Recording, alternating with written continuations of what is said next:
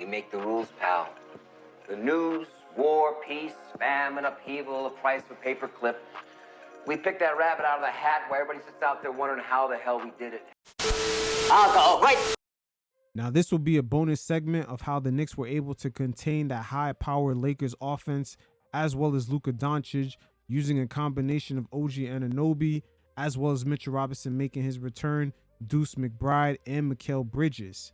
As this season, our team is pretty much complex, as a lot of puzzles on and off the bench are kind of making their returns to the lineup. We haven't really seen everybody kind of come together, but the Knicks were still able to kind of cultivate themselves against the Lakers, and it really began when they went up against the Boston Celtics and lost for that third time. That's when they really got their chin checked after losing to the Cavs and getting blown out by the Celtics. The defense low-key started to come together since then. But this Lakers offense does present a few conundrums, and this was a good test for this defense, heading down the stretch of the season.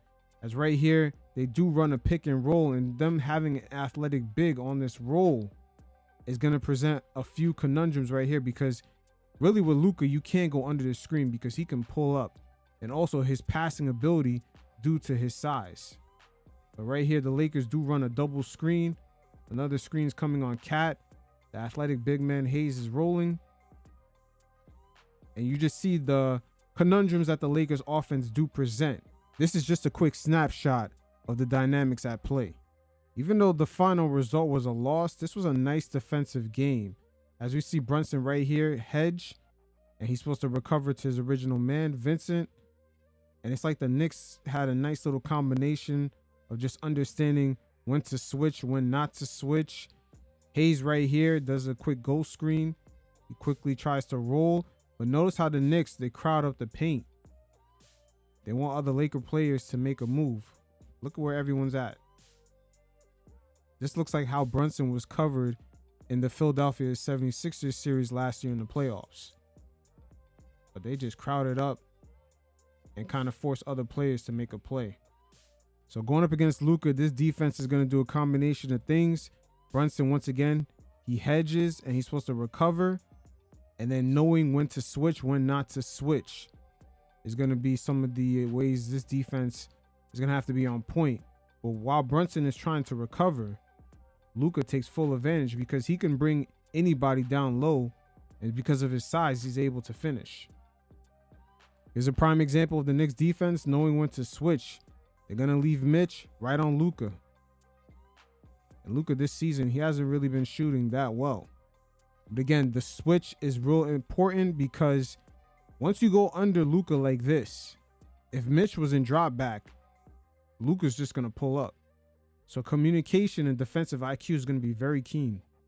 So here's a prime example of the Knicks knowing when not to switch. Right here, Brunson hedges hard. He fully commits. And Gabe Vincent, very interesting, he ghost screen right here. So he's going to pop out on this screen. But look at Brunson. He hedges. OG recovers. And then they throw an additional screen at Brunson to get Vincent more open. But OG, he makes a nice recovery on Luka. Again, with the Knicks, we're seeing things that we haven't seen, especially in the beginning of the season. Knowing when to switch. Right here, Cat goes right on Luka. Luka takes a tough shot, and the Knicks get the possession back. And this exact dynamic right here is going to play out very big going up against the Boston Celtics.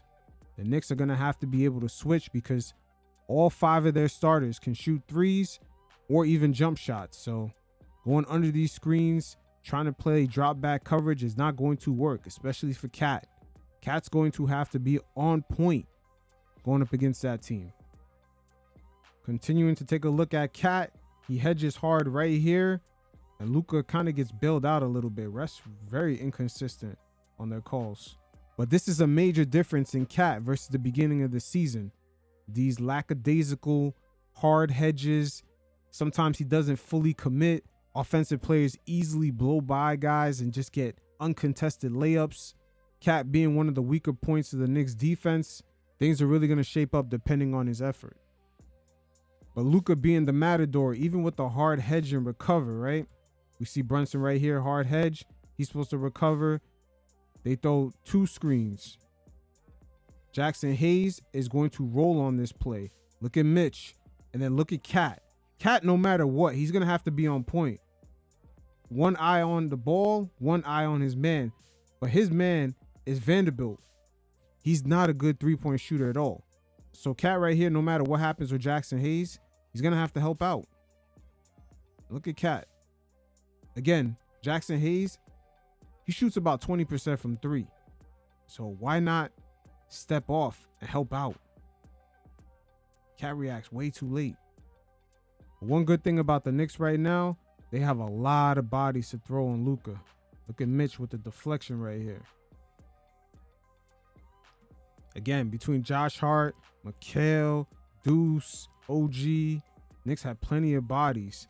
And this is how you compromise guys like Luka. You see he's one-on-one alone on an island with Deuce, so he can't take advantage of a double team. And then if the Knicks, let's say they doubled, he would take advantage of any 2v1 situations with guys just camping out, waiting to take a 3-point shot. This is how the Boston Celtics compromised Luka last year in the finals. There was never a double coming, period.